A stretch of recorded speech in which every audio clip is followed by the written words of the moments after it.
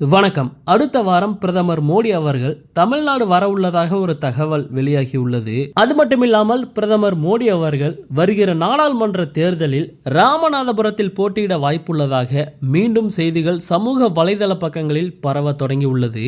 இது பற்றிய முழு தகவலை இந்த வீடியோ பதிவுல தெளிவா பார்க்கலாம். வருகிற நாடாளுமன்ற தேர்தலில் தமிழ்நாட்டின் ராமநாதபுரம் தொகுதியில் பிரதமர் மோடி அவர்கள் போட்டியிடக்கூடும் என்ற தகவல் மீண்டும் ரெக்க கட்டி பறக்க தொடங்கியுள்ளது.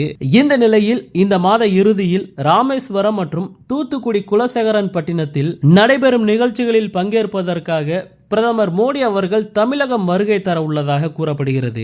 ராமநாதபுரத்தில் பிரதமர் மோடி அவர்கள் போட்டியிடக்கூடும் என சில மாதங்களுக்கு முன் பரவிய தகவல் பெரும் விவாதங்களை கிளப்பியது.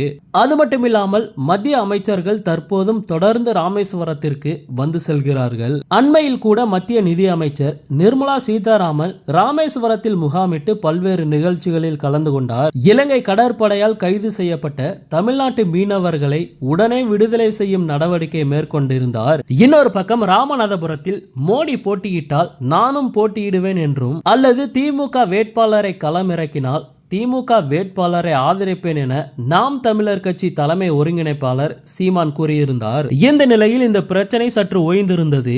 ஆனால் தற்போது ராமேஸ்வரம் புதிய பாம்பன் பாலத்தை திறந்து வைக்க பிரதமர் மோடி அவர்கள் வருகை தர உள்ளதாக கூறப்படுகிறது. அதே போல தூத்துக்குடி மாவட்டம் குலசேகரன்பட்டினத்தில் புதிய ராக்கெட் ஏவுதள கட்டுமான பணிக்கான அடிக்கல் நாட்டு விழாவிலும் பிரதமர் மோடி அவர்கள் பங்கேற்க இருக்கிறாராம். இதற்காக இம்மாத இறுதியில் அல்லது அடுத்த வாரம் பிரதமர் மோடி அவர்கள் தமிழ்நாட்டிற்கு வருகை தருவார் என கூறப்படுகிறது. அதே நேரத்தில் பிரதமர் மோடி அவர்கள் தமிழ்நாட்டிற்கு வருகை தரும் தேதி இன்னமும் உறுதியாகவில்லை எனவும் டெல்லி தகவல்கள் தெரிவிக்கின்றன.